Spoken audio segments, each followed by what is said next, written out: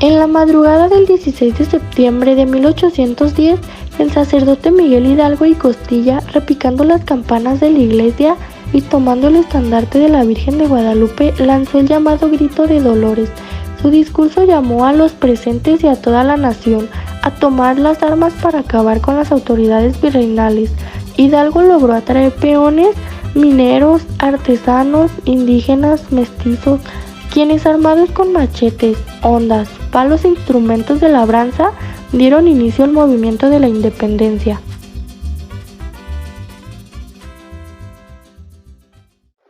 Fuera la corrupción, fuera los tributos, le daré un peso al que me acompañe a pie y no al que me acompañe a caballo.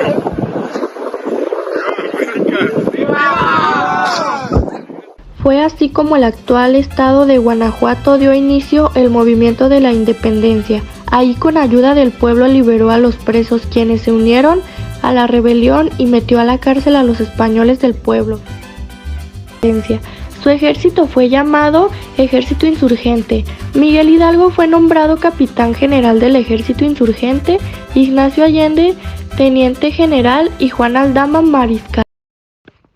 En 1810, en Guanajuato, los insurgentes liderados por Ignacio Allende y Miguel Hidalgo incendiaron la Alhóndiga de Granaditas, marcando como el inicio de la lucha de la independencia de México.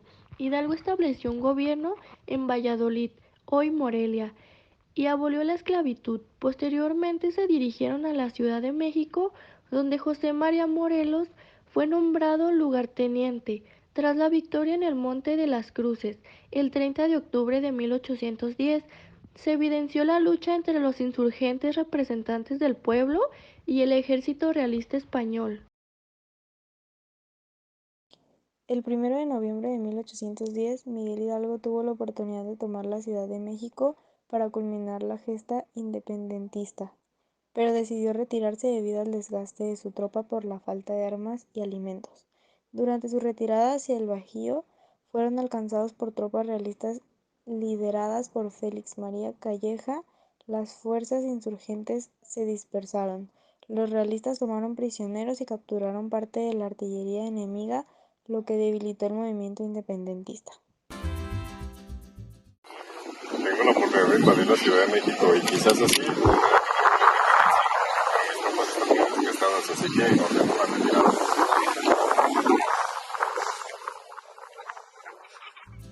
Ignacio Allende, Juan Aldama y José Mariano Abasolo lograron formar las tropas más disciplinadas en esta primera etapa del movimiento por la independencia. Este acontecimiento tuvo como consecuencia la división de los insurgentes en dos grupos, uno encabezado por Miguel Hidalgo y el otro por Ignacio Allende. Tras la derrota en Puente de Calderón el 16 de enero de 1811, los insurgentes liderados por Miguel Hidalgo fueron derrotados por Félix María Calleja, lo que marcó el inicio de la caída insurgente. La división entre Hidalgo y Allende llevó a que este último asumiera el mando de las tropas, a pesar de la derrota. La causa insurgente se extendió hacia el norte, con el respaldo de territorios como Coahuila, Nuevo León y Texas, así como del centro-sur y de la Nueva España. Después de la derrota en Puente de Calderón en enero de 1811, Miguel Hidalgo, Ignacio Allende, Juan Aldama y otros líderes insurgentes se dirigieron a Zacatecas y Saltillo en busca de apoyo. En Saltillo decidieron viajar a los Estados Unidos para adquirir armas. Sin embargo, el 21 de marzo fueron traicionados por Ignacio Elizondo. Miguel Hidalgo, Ignacio Allende, Mariano Jiménez, Mariano Abasolo y Juan Aldama fueron atacados y capturados. El 26 de junio de 1811, en la plazuela de los Ejercicios, Ignacio Allende, Juan Aldama y Mariano Jiménez fueron fusilados y decapitados. Posteriormente, el 30 de julio de 1811, después de un mes de juicio, Miguel Hidalgo y Costilla fue fusilado. Este evento marcó un punto crucial en la lucha por la independencia de México.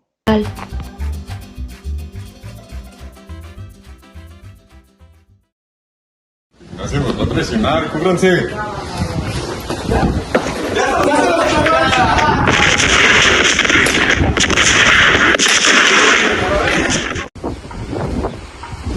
costilla. Madre, alto, ya matamos a todos, solo quedan ustedes. ¿Qué vamos a hacer, Miguel Hidalgo? ¿Qué vamos a hacer, costilla? Vamos a querer a la chingada. No, fíjense.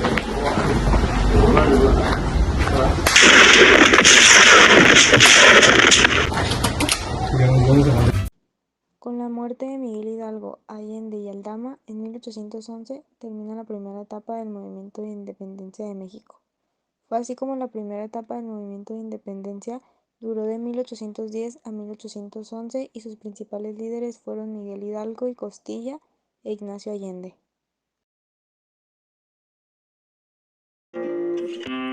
José María Morelos y Pavón era un sacerdote que había nacido en Valladolid. Fue conocido como el Siervo de la Nación.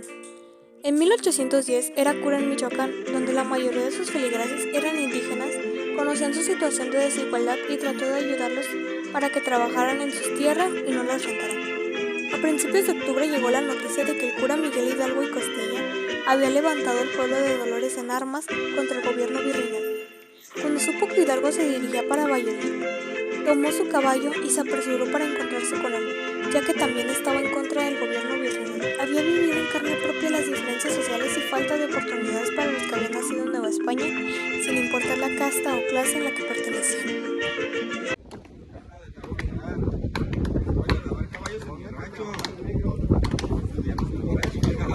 José María Morelos, dice que Miguel Hidalgo levantó en armas el pueblo de Dolores y se dirige a Valladolid. Entonces voy por mi caballo con ellos. ¡Te lo mereces, maldito! José María Morelos, de ascendencia mestiza, se unió a la lucha de la independencia de México en octubre de 1810, tras reunirse con Miguel Hidalgo y compartir su visión por la libertad e igualdad para todos los habitantes de Nueva España. Designando lugarteniente por Hidalgo, Morelos se declaró a organizar y liderar el ejército compuesto por personas de diversas clases sociales y etnias, incluyendo hacendados, indígenas, mestizos, africanos y multanos.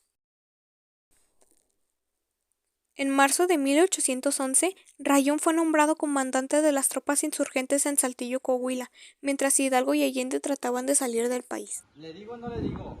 Díselo al bastardo. Usted, señor Ignacio López Rayón, será nombrado como jefe de las fuerzas de los insurgentes. Está bien. Ten esto para que te protejas, te va a servir de algo. Su ejército, más disciplinado que inicialmente formado por Hidalgo, trabajó para abolir la esclavitud, las cartas y los privilegios de los españoles, promoviendo la libertad y la igualdad. Morelos buscaba un gobierno representativo, convocado a la elección de representantes provinciales para discutir un proyecto de nación y redactar una constitución que reflejara los ideales de la sociedad. En cada localidad que conquistaban, buscaban organizar gobiernos locales elegidos por el pueblo con el objetivo de descentralizarle el poder y empoderar a la población. A partir de 1812, José María Morelos y Pavón emergió como un destacado líder insurgente. Dirigiéndose a Cuautla, en el actual Estado de México, enfrentó el sitio de la ciudad durante 72 días, comandado por el general Félix María Calleja.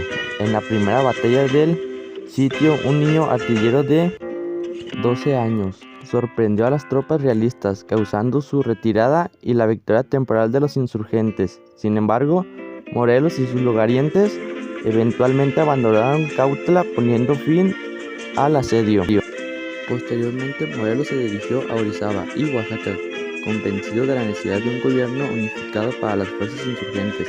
En septiembre de 1813 se inauguró el Congreso de Anahuac en Chilpancingo, Guerrero. En su discurso inaugural, Morelos presentó los sentimientos de la nación, un documento crucial que delineaba sus ideales políticos y sociales para la insurgencia. Aunque el Congreso quería nombrarlo presidente con el título de Su Alteza Serenísima, Morelos rechazó el título, prefiriendo ser conocido como Siervo de la Nación, en línea con su visión de servicio a la causa nacional sobre cualquier reconocimiento personal. El rey Félix dio la orden de fusilar a José María Morelos y Pavón. Félix Callejo, ¿qué vamos a hacer con la traición de José María Morelos?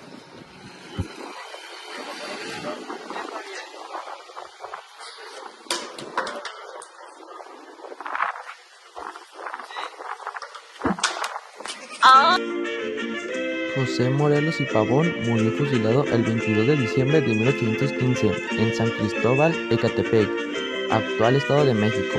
Con este hecho se da fin a la segunda etapa del movimiento de independencia. Esta etapa de la independencia se caracteriza por la organización tanto militar como política de los insurgentes.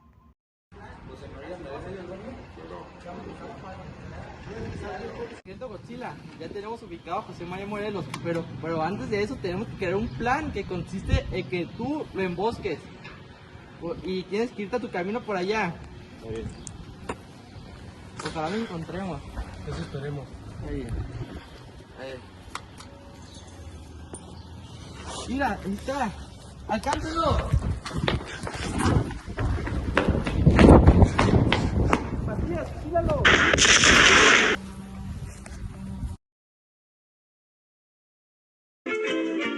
La tercera etapa de la independencia mexicana, conocida como la etapa de resistencia, se caracterizó por la guerra de guerrillas tras el término del Congreso de Chilpancingo en 1815 y la muerte de José María Morelos y Pavón. Este hecho llevó a la dispersión de los líderes insurgentes como Vicente Guerrero, Guadalupe Victoria y Francisco Javier Mina, quienes continuaron la lucha en diferentes regiones del centro y sur del territorio novohispano. Por ejemplo, Guadalupe Victoria se destacó en Veracruz, controlando importantes puntos estratégicos como la ruta México-Veracruz y una salida al mar en Boquilla de Piedras. Esta etapa, que se extendió desde 1815 hasta 1821, fue un periodo de resistencia marcado por la táctica de la guerra de guerrillas, donde varios líderes insurgentes lideraron la lucha por la independencia en diferentes frentes, aunque con la misma causa. Vicente Guerrero luchó en lo que actualmente es el estado de Guerrero, así como Francisco Javier Mina, quien era un español que se unió con Pedro Moreno para luchar en Guanajuato, aunque no fueron los únicos líderes que hubo, porque también estuvo Manuel Mier y Terán en el Valle de Tehuacán, Ignacio López Rayón en el fuerte del Coporo, Nicolás Bravo y Pablo Galeana en la costa sur y en Tierra Caliente, así como el padre José María Correa en Puebla y Veracruz, también el padre Antonio Torres en el Bajío y Pedro Moreno en el Bajío y en los Altos de Jalisco.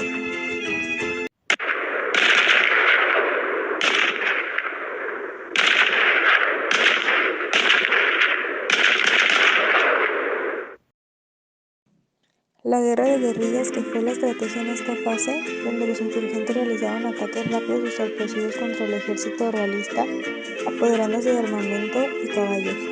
Francisco Javier Mina, un español liberal con experiencia en la guerra contra el invasor francés, se unió al movimiento insurgente en México en 1817. Llegó a las costas mexicanas y publicó una proclama donde exponía sus motivos para unirse a la insurgencia, incluyendo poner fin al despotismo y monopolio ejercido en España por Fernando VII, unir su lucha contra la tiranía con la de los americanos y establecer gobiernos liberales en toda la extensión de la antigua monarquía.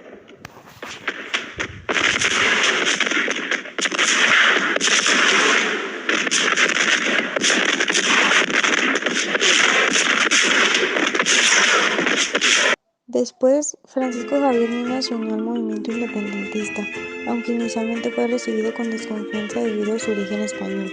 Sin embargo, logró ganarse el respeto de sus compañeros de lucha y lideró un grupo de 300 seguidores, antiguos combatientes de las guerras napoleónicas, para enseñar tácticas militares a los insurgentes y enfrentarse al ejército realista. Mina obtuvo importantes victorias contra los realistas, como en el Valle del Maíz y la hacienda de Peotillos. Sin embargo, fue capturado y fusilado en noviembre de 1817.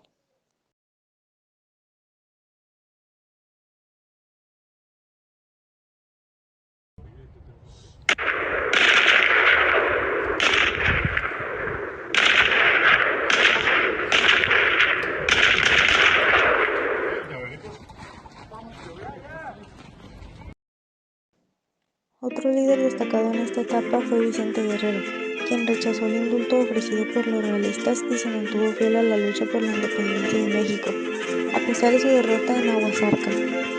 Guerrero continuó hostiando a las tropas realistas y se negó a rendirse, mostrando su compromiso con la causa independentista con la famosa frase: "La patria es primero". La tercera etapa del movimiento de independencia llegó a su fin en 1821, después de 6 años de guerrillas y resistencia. A pesar de los esfuerzos de líderes como Vicente Guerrero y Guadalupe Victoria, la causa independentista no logró resucitarse. Muchos líderes fueron apresados, como Ignacio López Rayón y Nicolás Bravo, quienes fueron condenados a pasar el resto de sus vidas en prisión. Cuarta etapa: consumación de la independencia.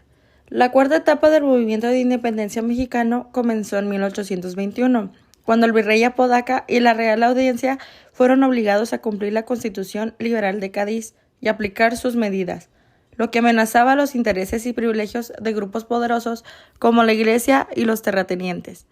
Para proteger sus privilegios, criollos y españoles ricos buscaron aliarse con los insurgentes y buscaron a Agustín de Iturbide, quien había luchado contra los insurgentes durante 5 años. Iturbide fue designado para unir los intereses de estos grupos con los de caudillos insurgentes.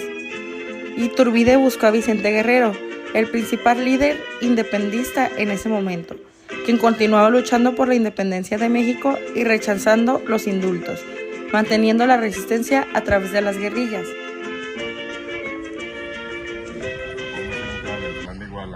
Para así conquistar a Nueva España y terminar con la independencia. Sí, está bien. Vamos a buscarlos. Vamos.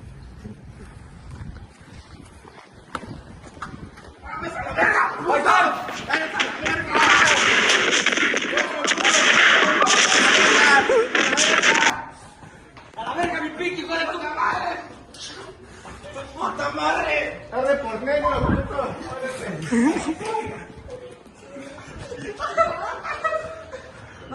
Victoria magistral.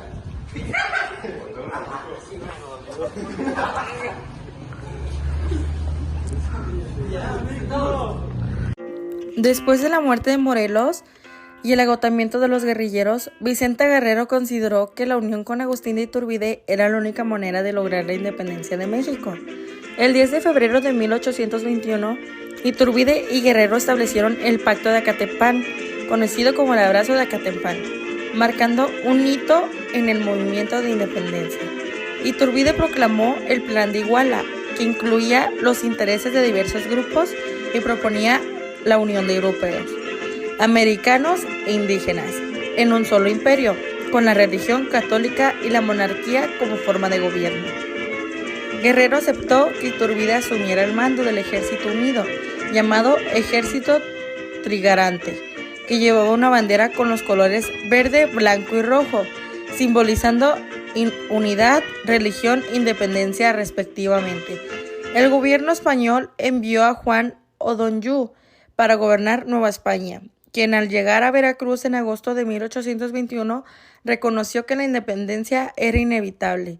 El 24 de agosto de 1821, en Córdoba, Veracruz, O'Donoghue formalizó la independencia del Imperio Mexicano. La independencia fue declarada y reconocida mediante la firma de los Tratados de Córdoba. Con Agustín de Iturbide, el ejército trigarante entró a la Ciudad de México el 27 de septiembre de 1821. Con esto se demostraba a todo el pueblo novohispano que la independencia de México se había logrado y la guerra había terminado, que la paz había llegado luego de 11 años de guerra. Con este tratado por fin llegó la paz.